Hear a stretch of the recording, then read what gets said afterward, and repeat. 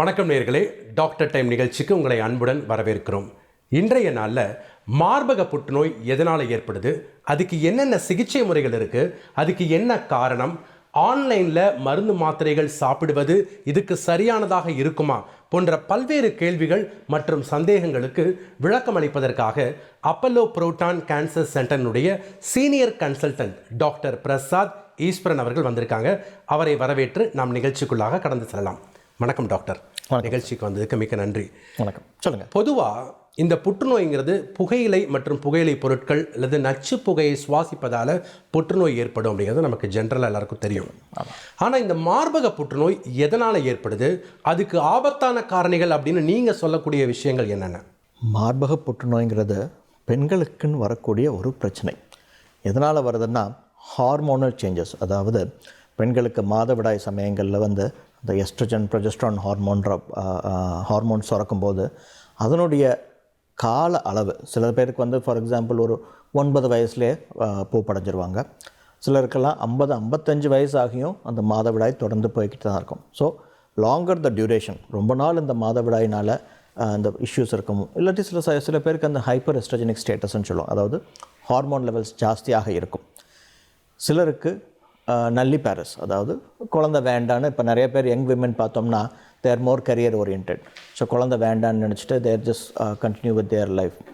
இந்த மாதிரியான சிரமங்கள். இல்லாட்டி பிரெஸ்ட் ஃபீடிங், ரொம்ப கம்மி காலத்துக்கு குழந்தைக்கு பால் கொடுக்கறது. அதாவது இப்போ நிறைய பேர் வேலைக்கு போகிறாங்க பெண்கள் எல்லாமே. ஸோ அந்த பிரெஸ்ட் ஃபீடிங்கிறது மினிமம் 6 மாதமாவது குழந்தைக்கு தாய்ப்பால் கொடுக்கணுன்றது இருக்குது. பட் பல்வேறு காரணங்களால் வேலைக்கு போகணும், இல்லை மற்ற இஷ்யூஸ்னால் சரியாக அதை செய்யாமல் விடுறது. ஸோ இந்த மாதிரியான மல்டிபிள் காசஸ், இதெல்லாம் என்ன குமுலேட்டிவாக என்ன காஸ் பண்ணோம்னா அந்த ஹார்மோனல் சேஞ்சஸ், உடம்பில் இருக்கக்கூடிய அந்த ஹார்மோன் நிலைகளில் மாற்றம் வர்றதுனால மார்பகம் மற்றும் அந்த யூட்ரஸ், அதாவது மார்பகமும் யூட்ரஸ் ஓவரி, இது மூணுமே ஹார்மோனல் சேஞ்சஸ்னால் ஏற்படக்கூடிய பிரச்சனைகளால் கேன்சர் உருவாகக்கூடிய வாய்ப்புகள் இருக்கும். இது எல்லாமே ஒரு நாள் 2 நாள் நடக்கிற இது கிடையாது. பல வருடங்கள் இதே மாதிரி தொடர்ந்து வரும்போது அது காரணங்களாக, கேன்சர் வரக்கூடிய காரணங்களாக அமையும். டாக்டர், பொதுவாக இந்த மார்பகங்கள் புற்றுநோய் அப்படிங்கிறதுக்கு என்னென்ன அறிகுறிகள் இருக்கும்?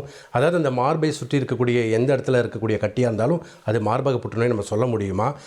பொதுவாக இதில் நிறைய வகைகள் இருக்குது அப்படின்றாங்க, துணை வகைகள் இருக்குது அப்படின்னு சொல்கிறாங்க. அதோடைய தனித்துவம் பற்றி சொல்லுங்கள் டாக்டர். சரி, இப்போ மார்பகத்தில் வரக்கூடிய எல்லா கட்டியும் கேன்சர் கட்டி கிடையாது. ஆனால் ஒரு 100 பெண்களுக்கு செக் பண்ணி பார்ப்போம். ஒரு கட்டி இருக்கக்கூடிய ஒரு 100 பெண்களை எடுத்து பார்த்தோம்னா ஒரு 70% மார்பக புற்றுநோயாக இருக்கும். ஸோ அதனால தான் மெடிக்கல் கரிக்குலமில், மெடிக்கல் ஸ்கூலில் சொல்லிக் கொடுக்கும்போதே breast lump should always be considered as கேன்சர்னு தான் சொல்லிக் கொடுப்பாங்க. ஏன்னா நம்ம நாட்டில் இந்த 20 வருஷமாக கேன்சரினுடைய தாக்கம் ரொம்பவே ஜாஸ்தியாகிட்டுருக்கு. முதல்ல ஒரு 20 வருஷம் முந்தையெல்லாம் ஒரு 50-60 வயசுக்கு மேலே தான் புற்றுநோய் வரும்னு இருந்தது. பட் இப்போல்லாம் 30 வயசு 40 வயசு பெண்களுக்கு கூட மார்பக புற்றுநோய் வருது. இந்த மாதிரியான ஒரு சிரமங்கள் இருக்கும்போது இப்போ இன்சிடென்ட்ஸ் ஜாஸ்தி ஆகுது, எல்லா வயதினருக்கே வருது. முக்கியமாக மார்பக புற்றுநோய்னு இருந்துச்சுன்னா அதுக்கு முதல்ல சிம்டம்ஸ் ஏர்லி ஸ்டேஜில் இருக்காது. ஸோ ஏர்லி ஸ்டேஜில் கண்டுபிடிக்கணும்னா ஃபஸ்ட்டு செய்ய வேண்டியது பிரெஸ்ட் செல்ஃப் எக்ஸாமினேஷன். தானே மார்பகத்தை பரிசோதனை செய்து கொள்வது. டாக்டர்கிட்டலாம் போக வேண்டாம். வீட்டில் அந்த இண்டிவிஜுவல், அந்த பெண்ணே, ஃபார் எக்ஸாம்பிள் இப்போ மாதவிடாய் முடிந்து ஒரு 5வது நாளோ 7வது நாளோ மார்பகத்தை கண்ணாடி முன்னாடி நின்று செக் பண்ணி பார்த்துக்கிறது. 2 நிப்பிள் லெவலும் ஒரே அளவில் தான் இருக்கா, ஏதாவது ஒரு நிப்பிள் லெவல் மேற்கொண்டு போயிருக்கா, அதாவது அந்த லெவல் ஆஃப் நிப்பிள் முன்ன பின்ன ஆயிருக்காங்கிறத பார்க்கலாம். அது எதனாலன்னா எந்த சைடில் நிப்பிள் உள்வாங்கி இருக்கோ அந்த பிரெஸ்ட்டில் மார்பக புற்றுநோய் இருக்கக்கூடிய வாய்ப்புகள் இருக்குது. 2வது சைஸ் பெருசாக இருக்கும். ஸோ யூஸ்வலாக அந்த சிமெட்ரின்னு சொல்லுவோம். அந்த சிமெட்ரி ஒரு பக்கம் சின்னதாகவும் இல்லை ஒரு பக்கம் கொஞ்சம் வளர்ந்துக்கிட்டே இருக்கிற மாதிரி, சைஸ் பெருசாகிற மாதிரி ஏதாவது சிம்டம்ஸ் இருந்துச்சுனாலோ அந்த asymmetry can still be an early symptom. இல்லாட்டி இந்த நிப்பிள் வழியாக ஏதாவது இரத்த கசிவு, பிளட்டி டிஸ்சார்ஜ் இந்த நிப்பிள். இந்த ஆரஞ்சு பழம் தோல் பார்த்துருக்கீங்களா? நல்ல தடிமனாக இருக்கும், தோல் மேலே புள்ளியாக இருக்கும். அழுத்தி பார்த்தோம்னா கட்டி மாதிரி தெரியாது, ஆனால் தோல் மேலே பார்த்தோம்னா நல்ல ஒரு தோல் தடிமனாகவும் புள்ளியாக மாறி இருக்கும். இதை பியூடி ஆரஞ்சுன்னு சொல்லுவோம். கைக்கு இந்த ஆம்பிட்ஸ்ன்னு சொல்லுவோம் இல்லையா, அதில் கழலை நெறிக்கட்டிகள் ஏதாவது இன்க்ரீஸ் ஆகிருக்கணும். இதெல்லாம் காமன் சிம்டம்ஸ். இதெல்லாம் வீட்டிலேயே பரிசோதனை செஞ்சு பார்த்துக்கணும். நெறிக்கட்டிகள் இருக்கிறது கூட கேன்சர், அதுக்கு வாய்ப்பு கேன்சராக இருக்கலாம். அதாவது இன்ஃபெக்ஷனால் கூட இருக்கிறதுக்குரிய வாய்ப்புகள் இருக்குது. பட் இப்போ இருக்கக்கூடிய இன்சிடென்சஸ் ஆஃப் பிரஸ்ட் கேன்சர் இவ்வளோ கூடி இருக்கிறதுனால ஏர்லி ஸ்டேஜை மிஸ் பண்ணிடக்கூடாது. ஒரு சாதாரண நெறிக்கட்டியை வந்து இது சாதாரண நெறிக்கட்டி தான்ட்டு வந்து எப்போ முடிவு பண்ண முடியும்னா, ஒரு டெஸ்ட் பண்ணி பார்த்து இது கேன்சர் இல்லைன்றதை முடிவு பண்ணிட்டோம்னா அதுக்குரிய ஆன்டிபயோட்டிக்கோ இல்லை மருந்து மாத்திரைகளோ கொடுத்தோ அதை சரி பண்ணிட முடியும். பட் இதே இது ஒரு செக் பண்ணி பார்த்து அது கேன்சராக இருந்து ஃபர்தராக அதை டெஸ்ட் பண்ணாமல் விட்டோம்னா என்னாகும்? கட்டி வளரும், பரவும், உயிருக்கு ஆபத்தான நிலைக்கு போயிடும். ஸோ இந்த மாதிரியான பிரச்சனைகளுக்கு போகாமல் இருக்கணும்னா ஒரு டாக்டர் போய் அணுகி அவர் சொல்கிற ஆலோசனையை கேட்டு அதுக்குரிய வைத்தியம் என்னவோ அதை செஞ்சுட்டு போயிடலாமே. நீங்கள் சொல்கிறதெல்லாம் பார்த்தா மார்பக புற்றுநோய் வராமல் இருக்கிறதுக்கு முன்கூட்டியே நம்ம இந்த பரிசோதனைகள்லாம் பண்ணிக்கிறது அவசியம் அப்படின்னு சொன்னீங்க. கண்டிப்பாக. இப்போது என்ன மாதிரியான சிகிச்சை முறைகள்லாம் இருக்குது டாக்டர் பொதுவாக மார்பக புற்றுநோய்க்கு? மார்பக புற்றுநோய்க்கு சிகிச்சை முறையில் ஒரு 20 வருஷம் முந்தி மார்பகத்தை அகற்றணுன்ற மட்டும்தான் இருந்துச்சு. பட் இப்போ மார்பகத்தை அகற்ற வேண்டாம், பிரஸ்ட் கன்சர்வேஷன் சர்ஜரின்னு இருக்குது. அதாவது எந்த இடத்துல கட்டி இருக்கோ அதை மட்டும் எடுத்தால் போதும். அதை எப்படி எடுக்க முடியும்? ஆரம்ப நிலையில் கண்டுபிடிச்சா மட்டும்தான் எடுக்க முடியும்.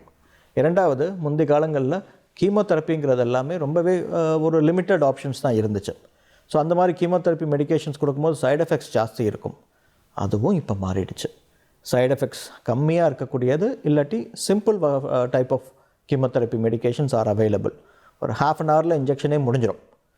மூணாவது, கீமோதெரப்பியிலிருந்து targeted therapy, immunotherapy, hormonal tablets, இந்த மாதிரியான பலதரப்பட்ட வைத்திய முறைகள் எல்லாமே வந்துருச்சு. ரேடியேஷன் முந்தையெல்லாம் பார்த்தோம்னா அந்த எந்த இடத்துல ரேடியேஷன் கொடுத்தோம்னா அந்த இடம் ஃபுல்லாக கருப்பாகும். இப்போ அந்த மாதிரியான வைத்திய முறையெல்லாம் இல்லாமல் tomotherapy, linear accelerators, proton beam therapy, brachytherapy, இந்த மாதிரியான வைத்திய முறைகள் ரேடியேஷன்லேயும் நிறையா வந்துருச்சு. நம்ம சிம்பிளாக சொல்ல போனால் இன்னும் நம்ம நோக்கியா பட்டன் ஃபோனாக சார் யூஸ் பண்ணுறோம்? இல்லை, நிறையா ஸ்மார்ட் ஃபோன்ஸ் அட்வான்ஸ்டு ஃபீச்சர்ஸோடு வந்துருச்சு. கேன்சர் வைத்தியம் மட்டும் பழைய ட்ரீட்மெண்ட்டாக இருக்கும், அதுலேயும் நிறைய வைத்திய முறைகள் வந்துருச்சு. ஸோ ஓவராலாக பார்க்கும்போது முந்தி இருந்ததை விட இப்போ உள்ள வைத்திய முறைகளில் நிறைய மாற்றங்கள் இருக்குது. அதன் மூலமாக பேஷண்ட்டை ஆரம்ப நிலையில் கண்டறிய முடியும். கட்டி சின்னதாக இருக்கும்போதே சிம்பிளான ட்ரீட்மெண்ட்டாக அதுக்கு வைத்தியம் பண்ண முடியும். இன்கேஸ் அது கட்டி வளர்ந்துருந்தாலும் அதுக்குரிய வைத்திய முறை என்னவோ அது டாக்டரின் ஆலோசனைப்படி அவங்களுக்கு கீமோதெரப்பி வேணுமா, டார்கெட்டட் தெரப்பியா, இல்லை இம்யூனோதெரப்பி வேணுமாங்கிறத முடிவு பண்ணி அதுக்குரிய வைத்திய முறைகளை செய்ய முடியும். பிரச்சனை இல்லாமல் கண்டிப்பாக கம்ஃபர்டபுளாக வாழ முடியும். ஒருவருடைய வாழ்க்கை முறையில் ஏற்படக்கூடிய மாற்றங்கள் இல்லை செய்யக்கூடிய மாற்றங்கள் இல்லது அவங்களுடைய முன்னெச்சரிக்கை நடவடிக்கையின் மூலமாக இந்த மார்பக புற்றுநோயை குறைப்பதற்கான வாய்ப்புகள் இருக்கா டாக்டர்? ரொம்பவே முக்கியமான கேள்வி. கண்டிப்பாக குறைக்க முடியும். ஃபஸ்ட்டு திங், ஃபார் எக்ஸாம்பிள் இப்போ பெண்களுக்கு இந்த ஹார்மோனல் சேஞ்சஸ் ஏதாவது இருக்குன்னா அன்றைக்கி டாக்டரை பார்த்து மகப்பேறு மருத்துவரையும் அவங்க பார்த்துக்கரலாம். மகப்பேறு மருத்துவரை பார்த்து அவங்களுடைய மென்ஸ்ட்ரல் சைக்கிள்ஸை அதை ரெகுலரைஸ் பண்ணுறதுக்கு என்ன தேவையோ அதுக்குரிய டிஸ்கஷன். இர்ரெகுலர்ஸ் எல்லாம் மேபி இந்த ப்ராப்ளம் சரி, அது இர்ரெகுலராக ஏன் வருது? ஹார்மோனல் சேஞ்சஸ்னால. அதை ரெகுலரைஸ் பண்ணுறதுக்கு மெடிகேஷன்ஸ் இருக்குது. சே ஃபார் எக்ஸாம்பிள் இப்போ ஃபேமிலி முடிஞ்சிருச்சுன்னு வைங்களேன். இப்போ 2 பிள்ளைகள், நாம் இருவர் நமக்கு இருவர், இப்போ நாம் இருவர் நமக்கு ஒருவரும் வந்துருச்சு பாப்புலேஷன் கண்ட்ரோல் பண்ணுறதுக்காக.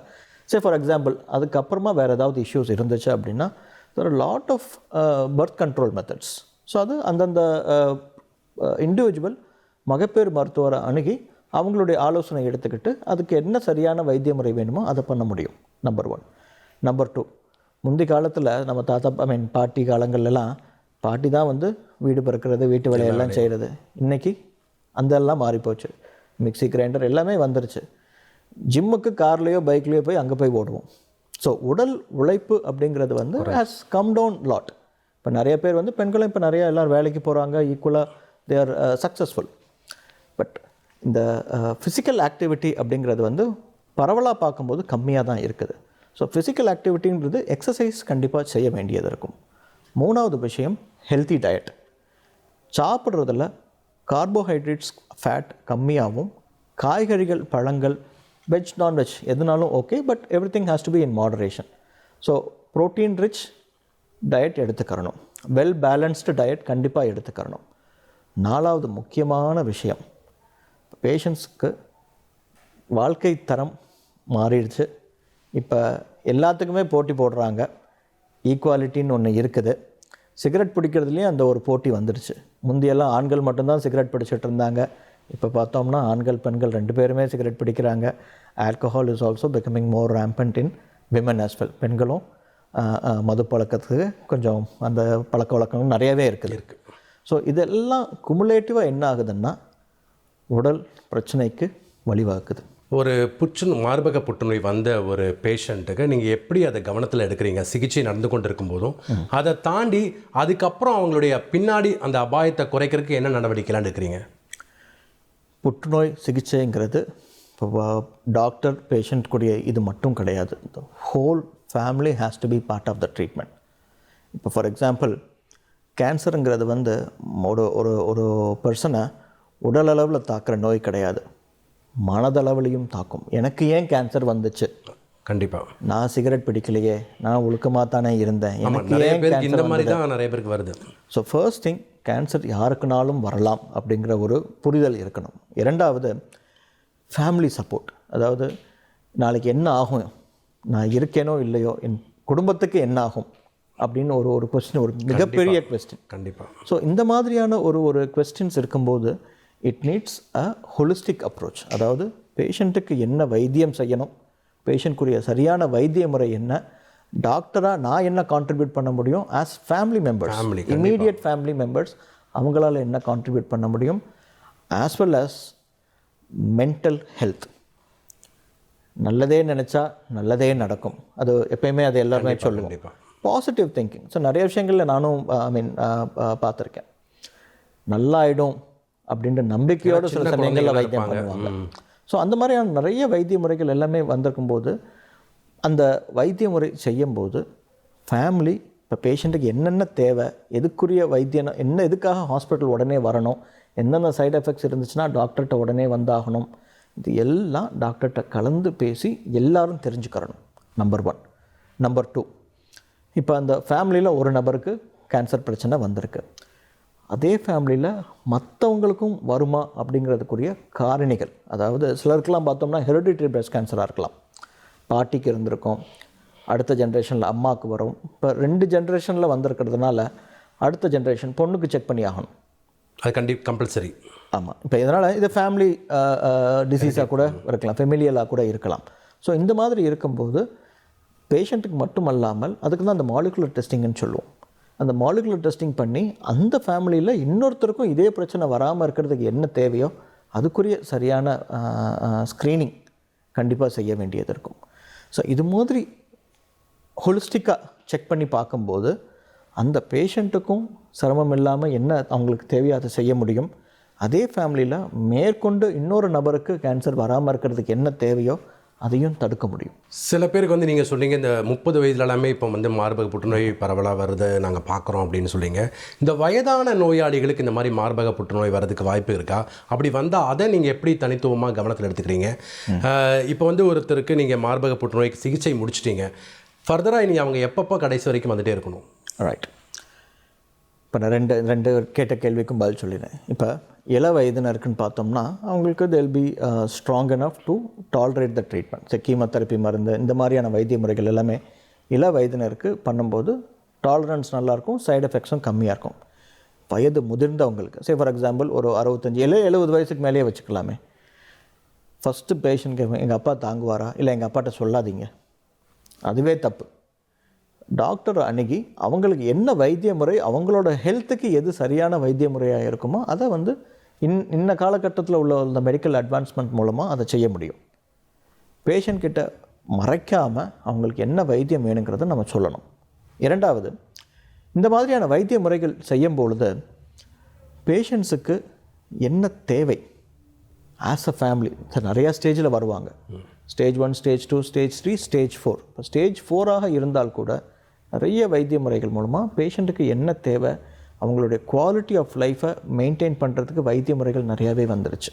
ஸோ இதன் மூலமாக எந்த ஸ்டேஜுக்கு எந்த மாதிரியான வயதினருக்கு வைத்திய முறை தேவைங்கிறத நம்ம முடிவு பண்ணதுக்கப்புறம் அதுக்குரிய வைத்தியத்தை நம்ம செய்கிறோம்.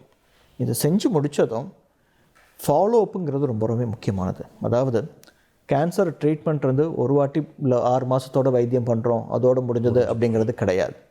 இந்த கேன்சர் நோய் திரும்ப வராமல் இருக்கிறதுக்கு என்ன செய்யணும் டாக்டர்கிட்ட ரெகுலர் ஃபாலோ அப் போகணும். Once in 3 months or once in 6 months. யூஸ்வலாக இப்போ கேன்சர் ட்ரீட்மெண்ட் முடிஞ்சதுலேருந்து ஃபஸ்ட்டு 2 வருஷத்துக்கு ஒரு 4 மாதத்துக்கு ஒரு வாட்டி செக்கப் கண்டிப்பாக டாக்டர் போய் பார்க்க வேண்டியது இருக்கும். ஏன்னா நிறைய கேன்சர்ஸ் அப்படியே ரிலாப்ஸ் ஆகிறதா இருந்தால் கூட அந்த முதல் 2 வருஷத்துலேயோ 3 வருஷத்துலேயோ தான் வரும். So close follow up for the first 2 years is very essential. 2 வருஷத்துக்கு கண்டிப்பாக 4 மாதத்துக்கு ஒரு முறையாவது டாக்டர் போய் பார்த்தாகணும். 3வது 4வது வருஷங்களில் 6 மாதத்துக்கு ஒரு முறை டாக்டர் கன்சல்டேஷன் கண்டிப்பாக செய்ய வேண்டியது இருக்கும். 5 வருஷத்துக்கு மேலே வருஷத்துக்கு ஒரு முறை செக்கப் பண்ணிக்கிறது ரொம்பவே நல்லது. இப்போ மார்பக புற்றுநோய் இருக்கக்கூடியவங்க, அதாவது ஹெரிடிட்டி ப்ராப்ளம் இருக்கக்கூடியவங்க, அதே போல் இந்த ஹார்மோனல் இன்பேலன்ஸ் இருக்கக்கூடிய நோயாளிகள் எப்பெல்லாம் ஃப்ரீக்வெண்ட்டாக அவங்க டெஸ்ட் எடுத்துக்கணும், பரிசோதனைகள் செய்யணும்? இது எல்லாமே இண்டிவிஜுவலைஸ்ட் பர்சனலைஸ்ட் கேர். அதாவது சிலருக்கு அந்த தாக்கம் ஜாஸ்தி இருக்கலாம். ஸோ அந்த மாதிரி இருக்கும்போது டாக்டர் பார்க்குறதோட சேர்த்து ஜெனட்டிசிஸ்ட் இருக்காங்க, மரபணு நிபுணர்னு இருக்காங்க.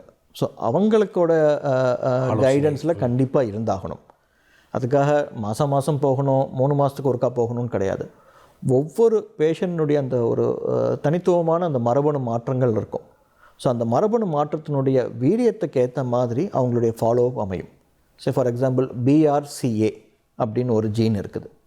அந்த ஜீன் இருக்கக்கூடிய பேஷண்ட்ஸ் இல்லை ஃபேமிலி மெம்பர்ஸுக்கு மார்பக புற்றுநோய், ஒவேரியன் கேன்சர், எண்டோமெட்ரியல் கேன்சர், அதாவது யூட்ரஸ், கருமுட்டை, மார்பக புற்றுநோய், இது 3 பெண்களுக்கு வரும்.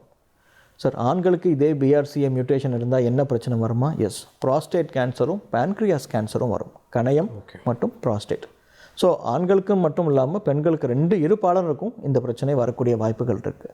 ஸோ இப்போ இவங்களை என்ன பண்ணுறது? மரபணு நிபுணர், அதாவது கிளினிக்கல் ஜெனட்டிசிஸ்ட்னு இருப்பாங்க.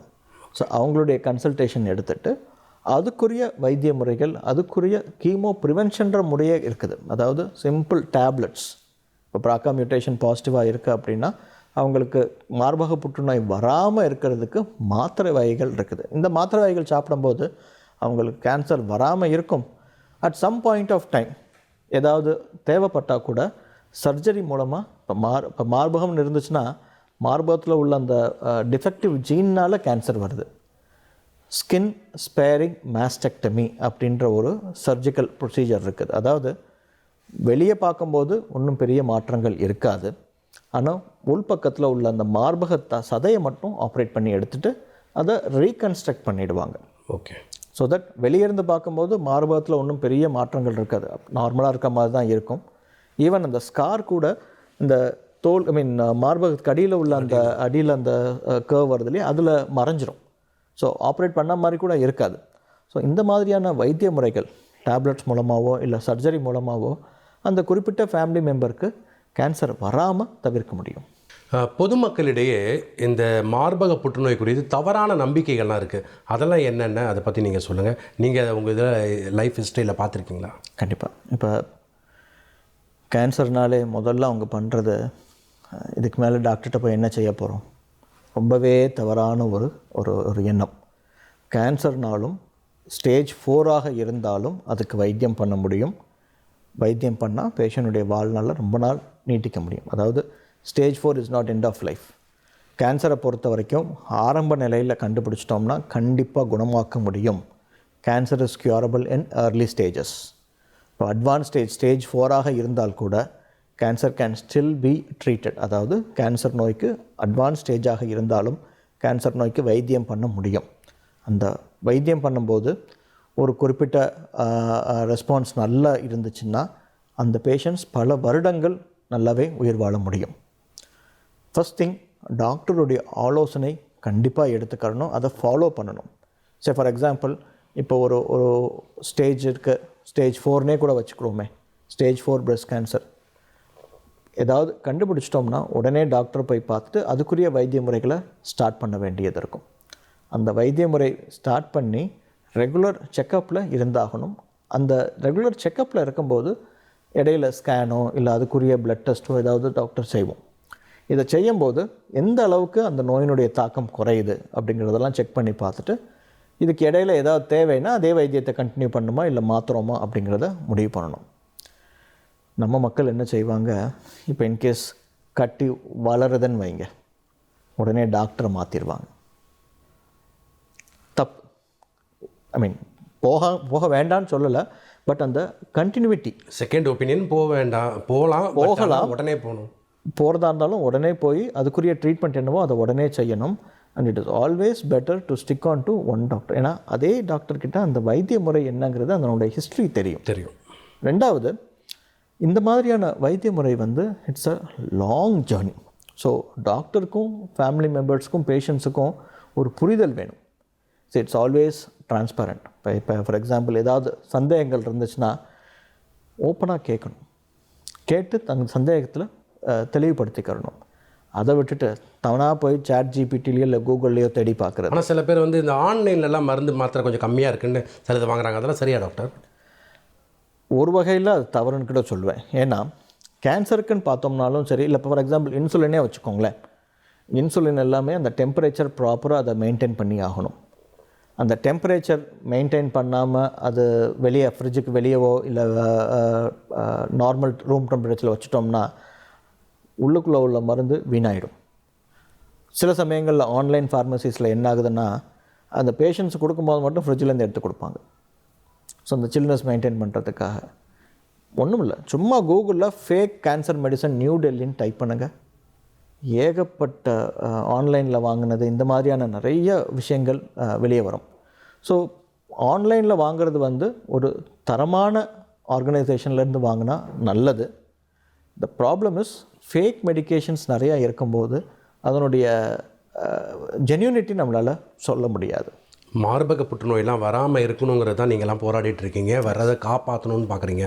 ஸோ பொதுமக்களுக்கு நீங்கள் சொல்லக்கூடிய அட்வைஸ் 2 வரிகளில். ஸ்க்ரீனிங், அதாவது பெண்கள் 40 வயசுக்கு மேலே வருஷத்துக்கு ஒரு முறை மேமோகிராம் அப்படிங்கிற டெஸ்ட்டு கண்டிப்பாக செய்ய வேண்டியது இருக்கும். 21 வயசுக்கு மேலே பேப்ஸ்மியர் அப்படிங்கிற ஒரு டெஸ்ட் இருக்குது. அதாவது கருப்பை வாய் புற்றுநோய், சர்வைக்கல் கேன்சர் வராமல் இருக்கிறதுக்குரிய டெஸ்ட்டு கண்டிப்பாக செய்யணும். 50 வயசுக்கு மேலே உள்ள பெண்கள் கண்டிப்பாக வருஷத்துக்கு ஒரு முறை மோஷன் டெஸ்ட், அதில் ரத்தம் கசிவு ஏதாவது இருக்காங்கிறத செக் பண்ணுறதுக்கு, குடல் புற்றுநோய் வராமல் இருக்கிறதுக்கு கண்டிப்பாக செக் பண்ணணும். இப்போ நம்ம ஊரில் 9 வயசுலேருந்து 14 வயசு இருக்கக்கூடிய பெண் குழந்தைகள், அவங்களுக்கு பிற்காலத்தில் கருப்பை வாய் புற்றுநோய் வராமல் இருக்கிறது சர்விக்ஸ் வேக்சின் வந்துருச்சு. ஓ, கண்டிப்பாக 9 வயசுலேருந்து 14 வயசு உள்ள பெண் குழந்தைகளுக்கு அந்த வேக்சின் கண்டிப்பாக போட்டாகணும், கம்பல்சரி. நல்ல இந்தியன் கவர்மெண்ட்லேயும் அதை இம்ப்ளிமெண்ட் பண்ண ஆரம்பித்தாச்சு. இந்தியாவிலையும் அந்த இன்ஜெக்ஷன் கிடைக்குது. அந்தந்த பீடியாட்ரிஷன்ட்ட கூட ஒரு கன்சல்டேஷன் பார்த்துட்டு அந்த வேக்சின் போட்டோம்னா 2060 இந்தியாவில் சர்வைக்கல் கேன்சர் இல்லாத இந்தியாவை அதை உருவாக்கலாம். இப்போ 40-50 வருஷம் முன்னாடி நம்ம போலியோ வேக்சின் ஆரம்பித்தோம். இன்றைக்கி நம்ம ஊரில் போலியோ நோய் கிடையாது. அதே மாதிரி இன்றைக்கி அந்த சர்வரிக்ஸ் இல்லை கார்டசல் அப்படிங்கிறக்கூடிய கருப்பை வாய் புற்றுநோய் வராமல் இருக்கக்கூடிய வேக்சின் போட்டோம்னா ஒரு 20-30 வருஷத்தில் இந்தியாவில் சர்வைக்கல் கேன்சர் இல்லாமல் செய்ய முடியும். நன்றி டாக்டர். இவ்வளோ நேரம் மார்பக புற்றுநோய் தொடர்பான பல்வேறு சந்தேகங்கள், கேள்விகளுக்கு விளக்கம் அளிச்சிங்க. மிக்க நன்றி. தந்தி தொலைக்காட்சி சார்பாக வாழ்த்துக்கள். நேயர்களே, இந்த டாக்டர் டைம் நிகழ்ச்சி மிகவும் பயனுள்ளதாக இருந்திருக்கும் என்று நாங்கள் நம்புகிறோம். மீண்டும் மற்றொரு நிகழ்ச்சி உங்கள் அனைவரையும் சந்திக்கும் வரை விடைபெறுகிறேன். நன்றி, வணக்கம்.